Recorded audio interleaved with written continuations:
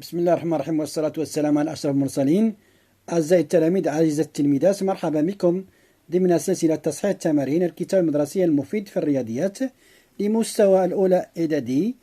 إذا سنواصل إن شاء الله بتمرين رقم 9. إذا التمرين رقم 9 يقول: أرسم مربعا ABCD وارسم الدائرة المارة برؤوسه. السؤال الثاني: أرسم مستطيلان EFGH وأرسم الدائرة المارة برؤوسه. السؤال الثالث: هل يمكن رسم دائرة مارة برؤوس معين؟ إذا قبل الرسم لابد من تذكير بأن المربع هو ماذا؟ هو رباعي، له قطران متقايسان ومتعامدان، ويتقاطعان في منتصفهما. إذا نقطة تقاطع هذا القطرين هو مركز المربع.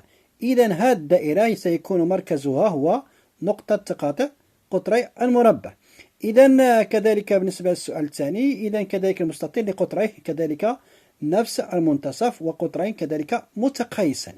إذا السؤال الثالث: لا يمكن رسم الدائرة مارة برؤوس معين. لماذا؟ لأننا نعلم بأن للمعين لديه قطرين غير متقايسين، يعني قطر كبير وقطر صغير. إذا كذلك نمر إلى تصحيح هذا التمرين. إذا أولا نبدأ بالسؤال الأول. قلنا رسم مربعا ABCD ودائرة C مارة برؤوسه. إذا نرسم أولا مربعا. إذا في هذا المثال خديت أنايا 4 سنتيمتر لكل ضلع، بأن جميع أضلاع المربع متقايسة وعنده زوايا قائمة، قطريه نفس المنتصف، كذلك قطرين متعامدان ومتقايسين، يعني رمز كذلك رمز ديال التقايس ديال الأقطار. وبالنسبة للأضلاع، إذا بما أنها الأقطار تتقاطع في نقطة واحدة اللي هي مركز هذا المربع، إذا هذه النقطة هذه هي مركز كذلك الدائرة المحيطة بالمربع ABCD. إذا بعد رسم مربع يعني جميع أضلاعه متقايسة، إذا كنجي المركز ديال الدائرة، أو كنقيس كنفتح البركار ديالي على أحد الشعاع، سواء من مركز إلى A أو من مركز إلى B أو مركز إلى C أو إلى D، ونقوم بتدوير البركار ونحصل على دائرة تمر برؤوس المثلث، وهذه الدائرة محيطة بالمربع ABCD. إذا نعلم، قلنا فقط تذكير، نعلم أن قطري مربع متقايسان ومتعامدان. إذا نقطة تقاطع قطريه هو مركز الدائرة C المارة برؤوسه. إذا كذلك نمر إلى السؤال الثاني: رسم مستطيل EFGH ودائرة مارة برؤوسه. قلنا كذلك المستطيل قطريه لديه قطرين متقايسان ولهما نفس المنتصف، ونقطة تقاطعهما هو مركز الدائرة المارة برؤوسه.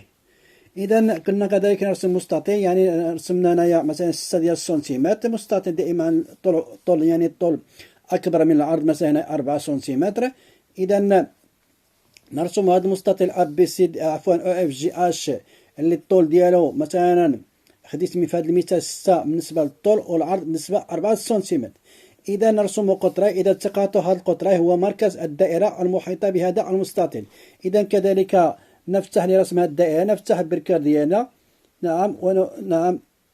إلى النقطة مثلا، أو النقطة F، أو النقطة مثلا H أو G، أو كنحاول ندور البركار ديالي وكنحصل الدائرة المارة، يعني مركزها هو مركز المستطيل وتمر من رؤوس هذا المستطيل. إذا نمر كذلك إلى السؤال الثالث. يقول: لا يمكن رسم دائرة مارة برؤوس معين. لماذا؟ لأن لقطريه ليس لهما نفس الطول، لهما نفس المنتصف ومتعامدان، ولكن ليس لهما نفس الطول. إذا أنا نمر إلى التمرين رقم 10. إذا السؤال يقول، أو التمرين يقول: A و B و C 3 نقاط غير مستقيمية. هل توجد دائرة تمر من النقط A و B و C؟ إذا كان الجواب بنعم حدد مركزها. إذا بما أن 3 نقاط غير مستقيمية فدائما تكون لي مثلث. إذا بما أن أصبح لدينا مثلث، إذا هذا المثلث تكون دائرة تمر برؤوس هذا المثلث، ونسميها الدائرة المحيطة بهذا المثلث، ومركزها ونقطة تلاقي واسطات هذا المثلث. إذا كذلك نمر إلى تصحيح تصحيح التمرين. إذا A و B و C تصحيح من 10 صفحة 249. إذا A و B و C، قلنا A و B و C 3 نقاط غير مستقيمية. توجد دائرة تمر من النقط A و B و C مركزها O ونقطة تقاطع واسطات المثلث ABC. نعم، وشعاعها هو R، يعني الشعاع R يساوي OA تساوي OB تساوي OC. إذا الشكل، إذا أول شيء نضع 3 نقاط A و B و C من المستويات، 3 نقط مختلفة. نعم، من بعد كنربط بيناتهم، نربط بين A و C و A و B و B و C. واضح؟ من بعد سنقوم برسم واسطة كل ضلع من هذا المثلث. إذا سنقوم برسم واسطة، إذا كنعرفوا الطريقة رسم واسطة، إذا لكي نرسم مثلا واسط قطع B، نعم نأخذ البركار، نعم ونفتح فتحة البركار، نعم ونرسم قوس دائري على على يمين مثلا قطعة B وكذلك على يسارها. نعم، ونحتفظ بنفس فتحة البركار أو بنفس الشعاع. إذا نرسم دائرة أخرى التي مركزها A ولها نفس شعاع الدائرة الأولى، وتقاطع الدائرتين يحدد لنا نقطتين، ومن هذه النقطتين سنرسم واسط قطاع B. إذا إذا رسم واسط قطاع B، إذا أنا وريتكم الطريقة كيفاش ترسموا. صافي، هذه الطريقة. إذا كان رسمها هذا هو الوسط. نفس الشيء بالنسبة لبيسي، نفس الطريقة.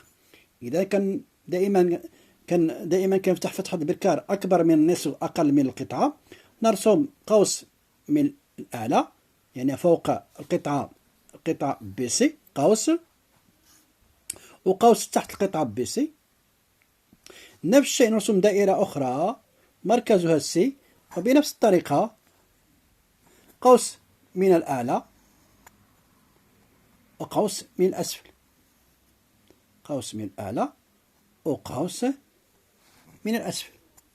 إذا كنحدوا تقاطع هاد القوسين كنحدوا باستعمال المسطرة، وكنرسم هذا الواسط هذا، وكنعرفوا بأنه واسط ودائما هو مستقيم يمر من منتصف قطعة وعمودي على حاملها. نفس الشيء بالنسبة لقطاع أس. إذا نفتح فتحة البركار دائما أقل من القطعة وأكثر من المنتصف، نرسم قوس على يسار وقوس على اليمين القطعة أسي.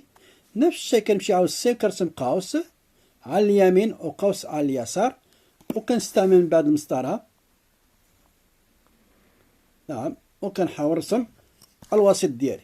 إذا هاد الواسطة الثلاثة كيتلاقاو هنا في واحد النقطة، وهاد النقطة هذه اللي كنسميها مركز الدائرة المحيطة بهذا المثلث. إذا ونضع شوكة البركار في مركز تقاطع هاد الواسطات، وكنقيس يعني يا إما على A يا إما على B أي نقطة، أي رأس مثلا ديال هذا المثلث، وكنحاول ندور البركار ديالي وكنحصل دائرة تمر برؤوس هذه النقط الثلاثة A و B و C. نعم، مركزها ونقطة تقاطع واسطات هذا المثلث.